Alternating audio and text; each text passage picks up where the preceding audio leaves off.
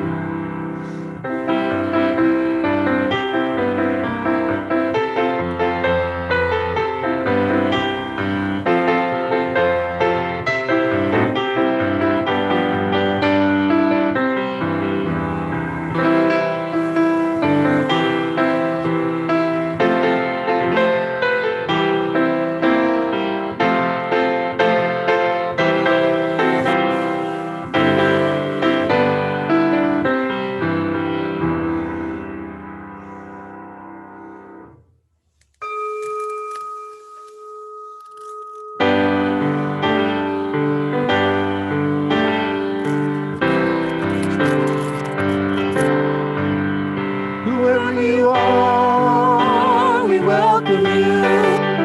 Wherever you come from, we welcome you. Whomever you love, we welcome you. Whomever you love, we welcome you.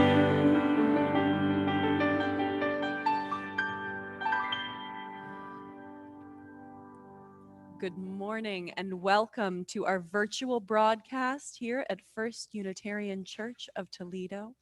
We look forward to seeing you here on YouTube every week, and we look forward to the time when we'll see you in our sanctuary again. A couple of announcements. No true announcements, but I do want to make sure that you've got our community events on your calendar. Do be mindful that these are also in your FYI, so that's available in your email, or let us know if for some reason you'd like a copy. We have our men's group meeting tonight on Zoom at 8 o'clock. We've also got our multi-faith meditation at 5:30. That's also meeting on Tuesdays. And if you'd like to be involved with any of the music fellowship time on Zoom, that's Thursdays at 7:30. We hope you're well. We look forward to seeing you.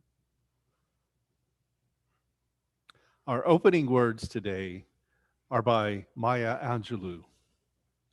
History, despite its wrenching pain, cannot be unlived, but if faced with courage, need not be lived again. Lift up your eyes upon the day breaking for you. Give birth again to the dream. Our chalice lighting today, we hear the words of Barbara Peskin, and it's been adapted for our service today. Her words are these: because of those who came before, we are. In spite of their failings, we believe. Because of and in spite of the horizons of their vision, we too dream. Let us remember to praise, to live in the moment, to love mightily, to bow to the mystery. And please join me in reciting the covenant of this congregation.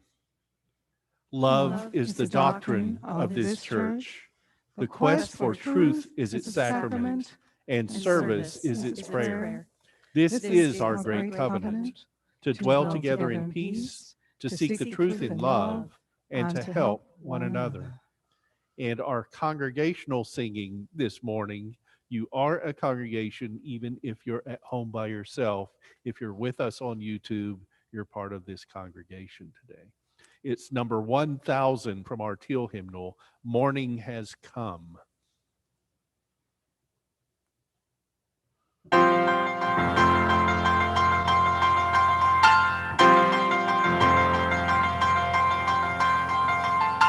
Morning has come, arise and greet the day. Dance with joy and sing a song of gladness. The light of hope here shines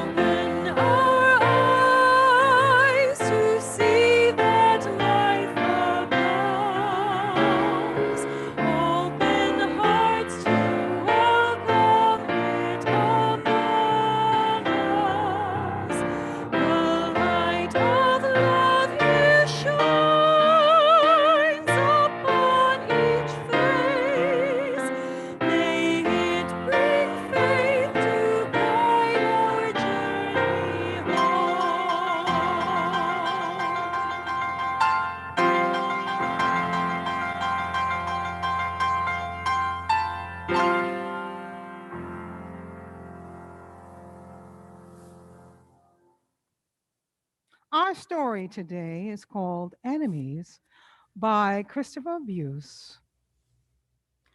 Once there was a little girl who was queen of an island. One day, an advisor said to her, "Your Majesty, the people on this island are good, but we must beware of the people on the next island, for they are our enemies." "Our enemies," responded the queen. "How terrible!" "Yes, it is terrible," said the advisor, "for our little island will never be safe while we have enemies. We must find a way to get rid of our enemies." "You are quite right," said the queen. "Do you have any ideas?" "I do indeed," said the advisor. "We can take our army, put it on a ship, sail to the other island, and then our army can march on shore and destroy the enemy." The queen was not so sure this was a good idea. "Thank you for sharing your ideas," said the queen, "but I need some more time to think about it all. Can you come back tomorrow?" "Yes, Your Majesty," said the advisor, and he bowed and left the room. The next day, when the advisor returned to talk to the queen, he was shocked to find her having tea with the queen of the next island. The advisor turned red with anger.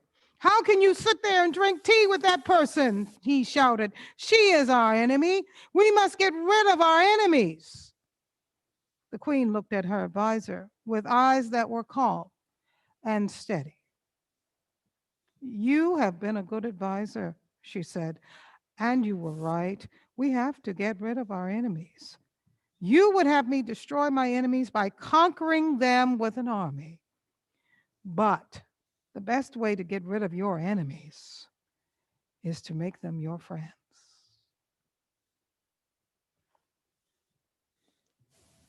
Our anthem today is May We Hear Each Other's Voices by Jim Scott.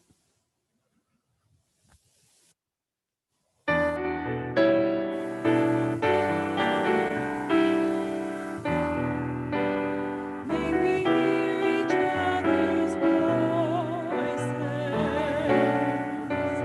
May each spark of truth ignite compassion, our discourse to enhance.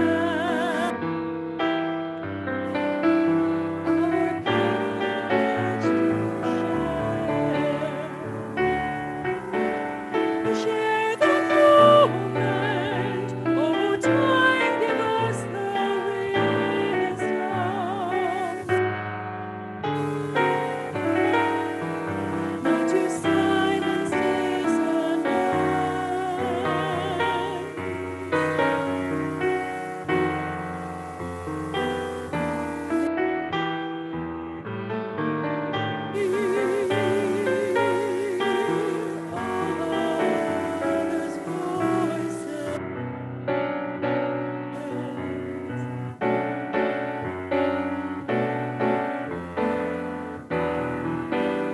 May each voice be fully realized.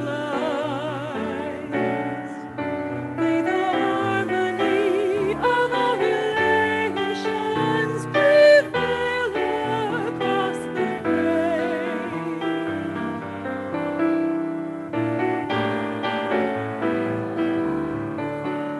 May the shouts of illumination or the cries of desperation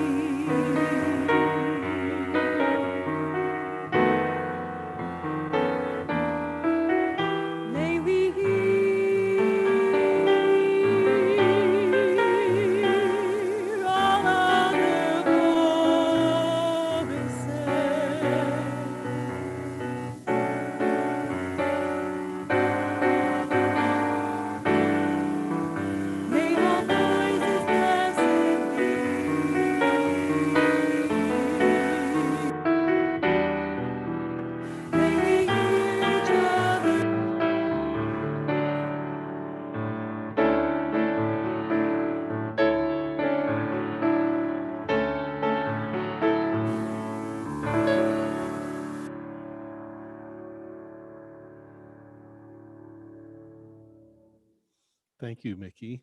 We're treasured to have you among us. We have heard your voice here, and it's kind of special because your voice has also been heard in Carnegie Hall, and not just from the lobby, from the actual stage. So thank you. Please join me for a time of meditation, contemplation, and prayer. Today I bring Prayer Celebrating Choice, written by Krista Tavis.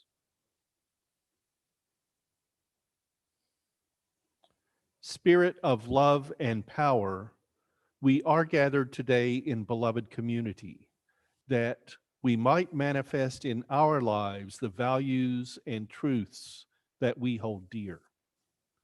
Let us rejoice that we are together, for this time is holy time. The transformation we seek is holy work, and the bonds that hold us together are sacred. On this day and on January 22nd, as we celebrate the landmark 1973 Roe versus Wade Supreme Court decision that gave women the right to make important decisions about their bodies, we would join in gratitude for all those who made this possible and continue to make this possible. The activists, the lawyers, the religious leaders, our elected leaders, and especially the healthcare professionals who risk their lives and live with increasing levels of intimidation and harassment because of their commitment to provide women the means to make the important choices for themselves and their families.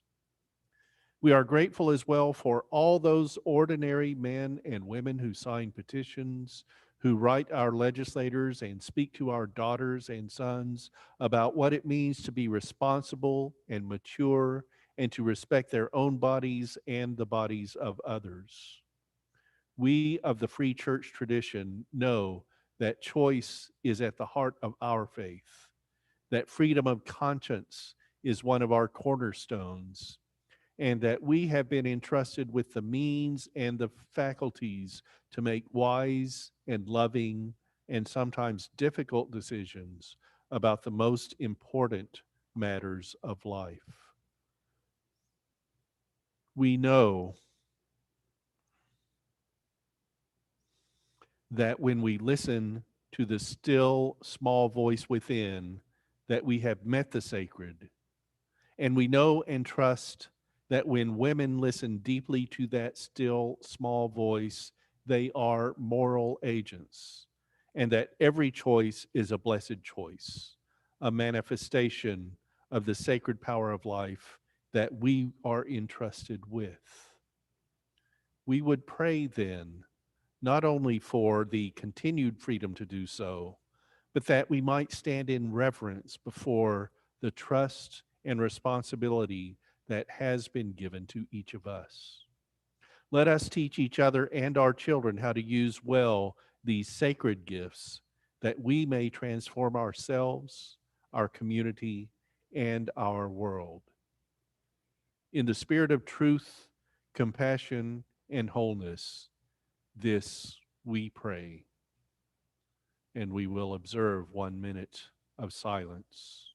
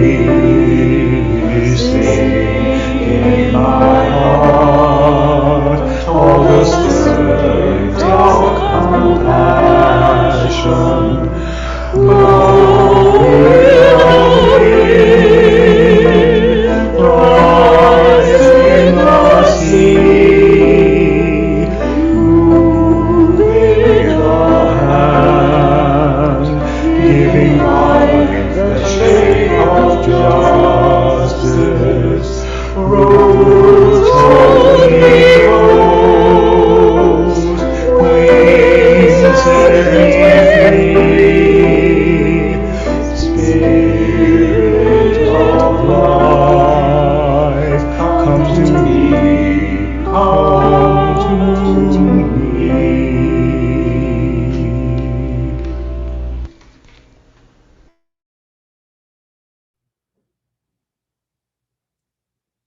Today's reading is by Dorothy Day. People say, "What is the sense of our small effort?" They cannot see that we must lay one brick at a time, take one step at a time. A pebble cast into a pond causes ripples that spread in all directions. Each one of our thoughts, words, and deeds is like that. No one has the right to sit down and feel helpless. There's too much work to do.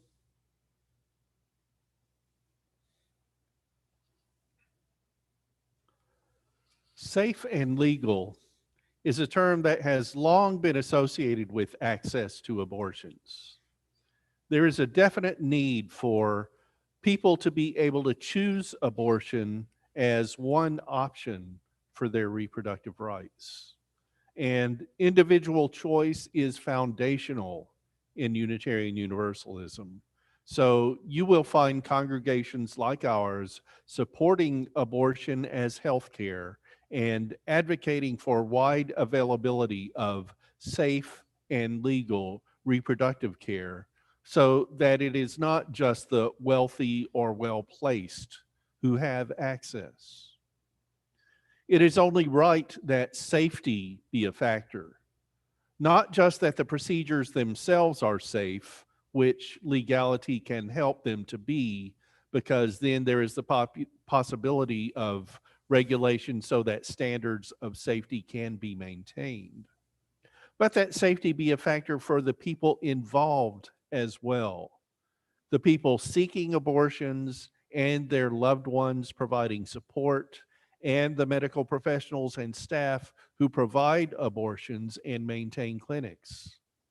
Safe from protesters, safe from legal obstructions, safe from misguided justice. Legality and real justice is needed.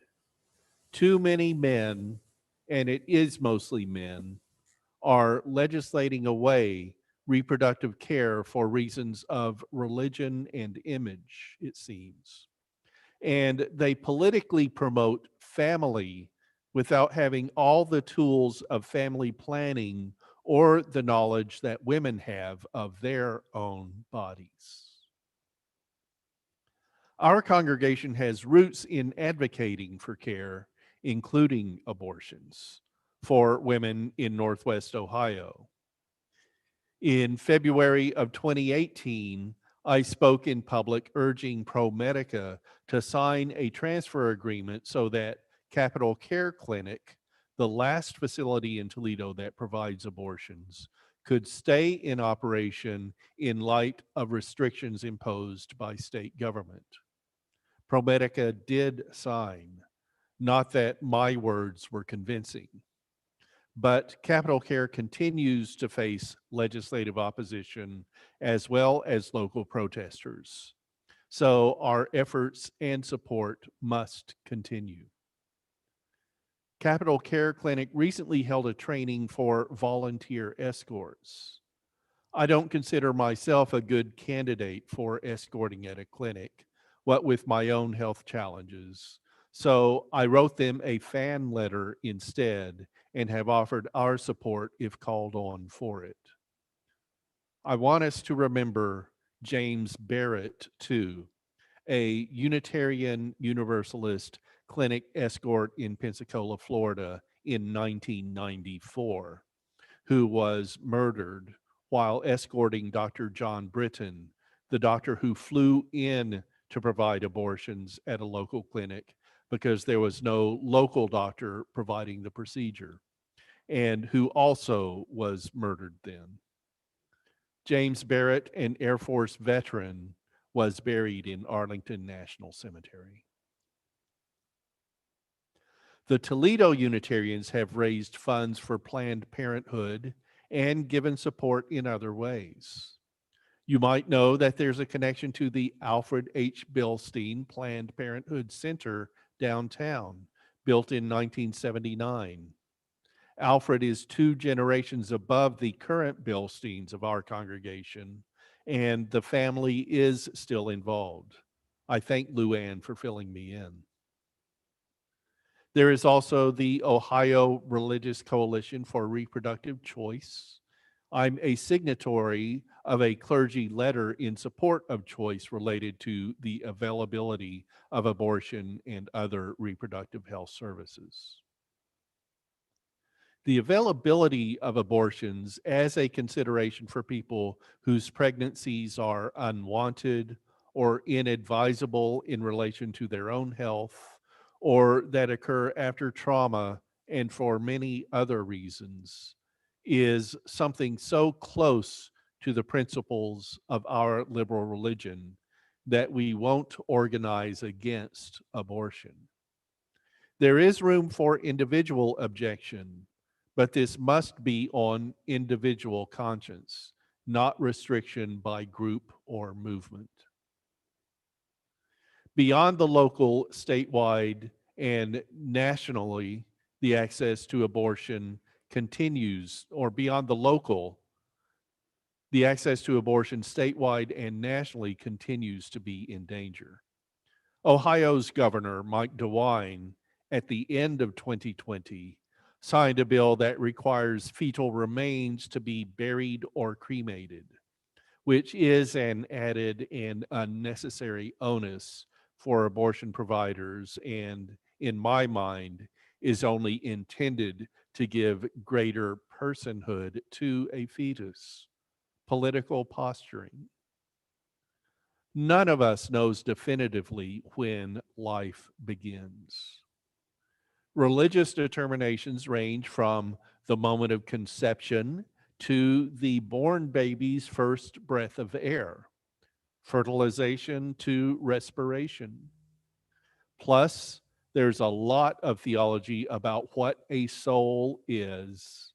And for some, that even pushes their idea of life to when there is a gleam in both parents' eyes, which ignores so much about how conception happens and the advances of science.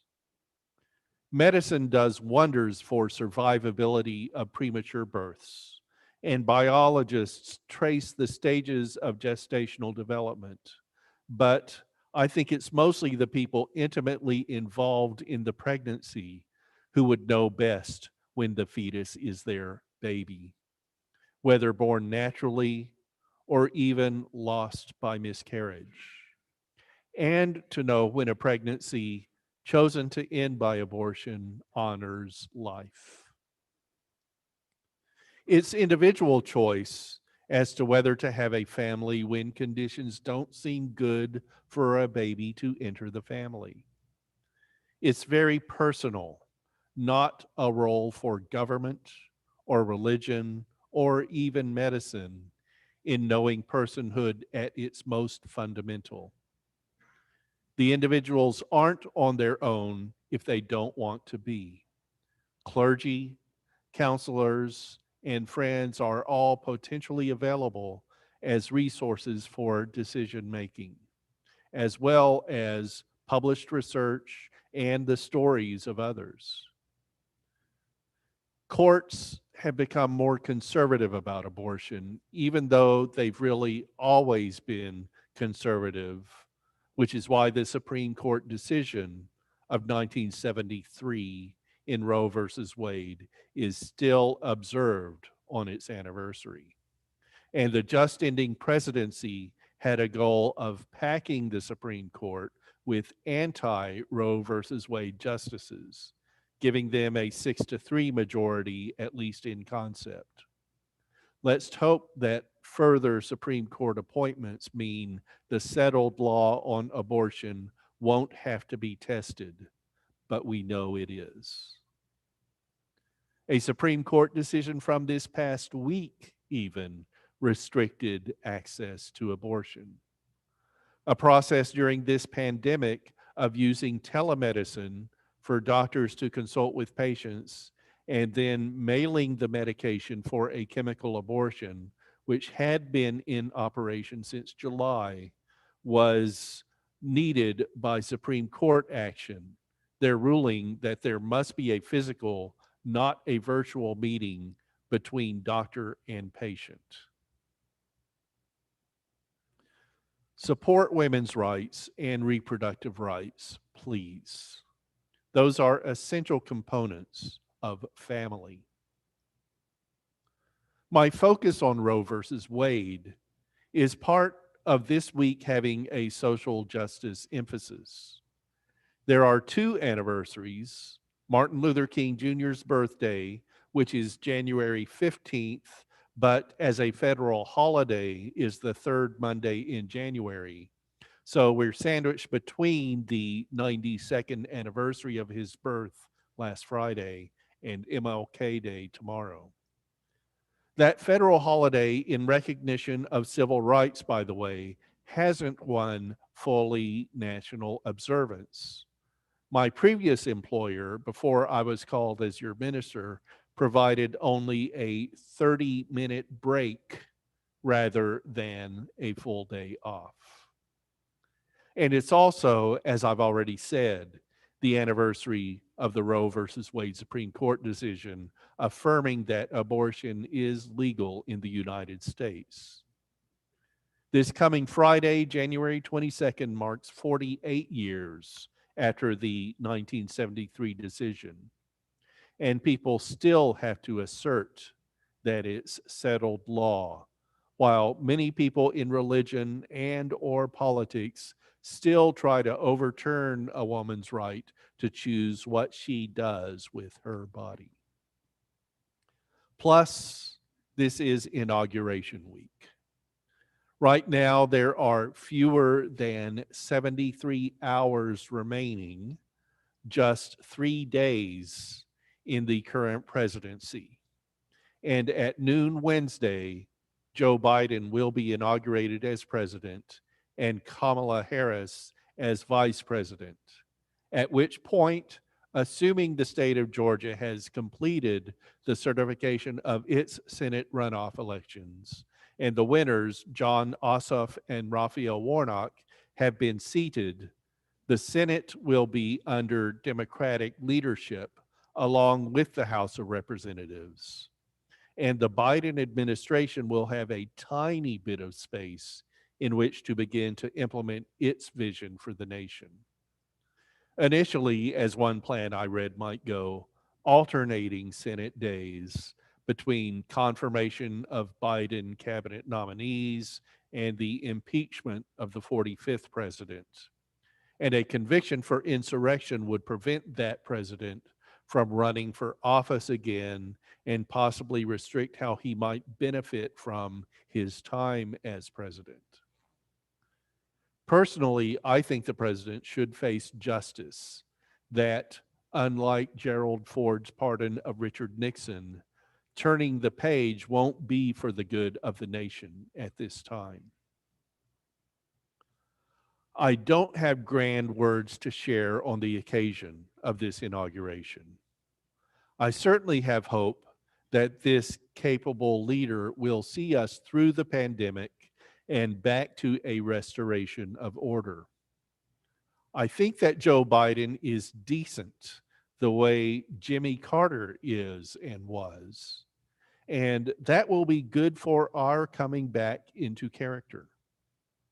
I also have the impression that he'll be working with Vice President Harris the way he did as Barack Obama's vice president, and that she will be ready to succeed him as president.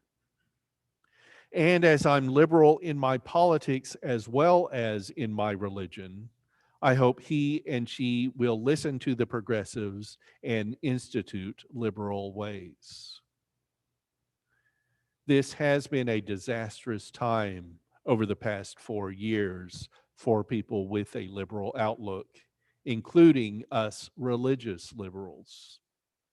Yes, there will be petty concerns during the Biden-Harris administration, and let's have some comfort that little things will have our attention and sometimes irritation, while we can also know that the state of the world is better situated. Part of the state improving is our facing COVID 19, and while fortunate people who have had it and survived are recovering from the coronavirus that is here in a pandemic and is here even in our congregation, the US death toll will likely reach 400,000 before the inauguration, more than 2 million worldwide. Vaccinations are becoming available. They're being phased in by different groups. So when you're eligible, please do get both the initial and follow up shots and continue to observe the safety procedures of masks and social distance, as we don't want to tempt any fates bearing additional obstacles. And let us know at the church when you've been vaccinated. It helps our planning for the future. After the experience of this presidential transition, we're looking to safe and legal to carry a lot. Safety was threatened with the insurrection of the US Capitol. Legal was endangered with the resistance of those insurrectionists wanting to subvert the Constitution to keep their idol in power. So, with President Biden and Vice President Harris and Majority Leader Schumer and Speaker Pelosi, let's not sit back in relief, but actively encourage government and policy that is safe and legal. This is typically the Sunday of the year in which ministers in the Beverly cluster swap pulpits. Recently, it's been with Park Church, Holy Trinity Lutheran across the street from Park Church, and the Toledo Unitarians. But with the pandemic and some other changes, that exchange didn't happen this year. We don't give one day a year to Martin Luther King and social justice and civil rights. So I didn't feel the need to give a sermon on racial justice today, with the exception that everything we talk about, and in some ways, especially health and reproductive care, social justice, and government, is closely tied to inequality. And we need to raise awareness and be on the side of love and justice for those who historically have been wrongfully perceived by the majority as lesser. We continue to work to make Martin Luther King's dream reality. Also, I know that I've been dealing more with the social justice aspect of our religion than spirituality this month. And that will continue next week when I continue my series of sermons on Jesus from my perspective as a humanist, talking about Jesus's social justice. I don't want to gloss over our need for spirituality. Remember that in our liberal religion, we recognize that some people's spirituality is best exercised with social justice involvement. Others is in community with friends. And we also have people for whom spirituality is individual. And there are more dimensions than those three aspects. We don't make you pick one, and we don't expect you to have percentages of all ingredients in the mix of human spirituality and religious observance. What we want is for you to find your own path and to be in our community to have fellow travelers, if I can use that term, and guidance and companionship. You know that we have the full range in our membership of single young adults to families with the adults in the midlife and their kids from infant to teens having gone away to school and moved back in, and a large number of Toledo Unitarians are retired seniors. And we seek out diversity, especially in terms of race and affection. You can meditate, you can march, and you can have support for your religious journeys and pastoral care for your human needs. That's part of being in congregation, part of church membership. And we live in this world rather than just occupying our time here while looking for a rewarding afterlife. So we have a religious focus here among our fellow people, caring for the planet that supports our lives and trying to make the world a better place for all. So please be a part of this liberal religious movement that we kind of anchor in Northwest Ohio. Help us build the beloved community for all, including wanted children, as well as people who don't feel wanted. We can make a community, a nation, in which being safe and legal is the norm. So be it.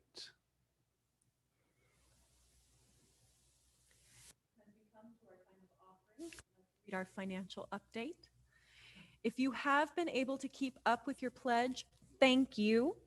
If you usually drop a check in the basket and wonder what is the new best way to pay on your pledge, you can either log in on our donate/pledge page of the website uutoledo.org and pay electronically. That link is given on the homepage under Give, and we do have that in the description of our YouTube video, or you can mail a check to our church address. If you'd like, you can also contact our bookkeeper, Teresa Langendorfer, by email at bookkeeper@uutoledo.org, and she can help you set up automatic donations or however best works for you. The office staff is still coming in to collect mail and deposit checks. Thanks so much for your consideration of our programs, our church staff, and our building needs. And coming soon, our little promotion of what's coming next week. Our 10 a.m. Spiritual Adventures Forum next week is going to be a discussion on anti-racism led by Aaliyah White. And then the 11 a.m. service, as I said earlier, is titled Jesus' Social Justice, and I will be preaching that. Immediately after today's service, we do have our social hour on Zoom. You can find that meeting code and passcode in the description of YouTube or in your FYI. We hope to see you there. If this is your first time with us, please join us and say hello. Our closing words today are by Martin Luther King Jr. Our lives begin to end the day we become silent about things that matter. And there was a note saying that this quotation attributed to Reverend Martin Luther King Jr. is likely a paraphrase of original language that was slightly different. The closest statement the curator of the Unitarian Universalist Association's worship web collection could find is this excerpt from Reverend King's sermon on courage, delivered on March 8th, 1965 in Selma, Alabama, using the language of the time. A man dies when he refuses to stand up for that which is right. A man dies when he refuses to stand up for justice. A man dies when he refuses to take a stand for that which is true. And as we send the flames today, the words of Martha Kirby Capo goes with it. She says, "Our time together is finished, but our work is not done. May our spirits be renewed and our resolve strengthened as we meet the challenges of the week to come. This chalice flame is extinguished until we ignite it again with the spirit of our communion."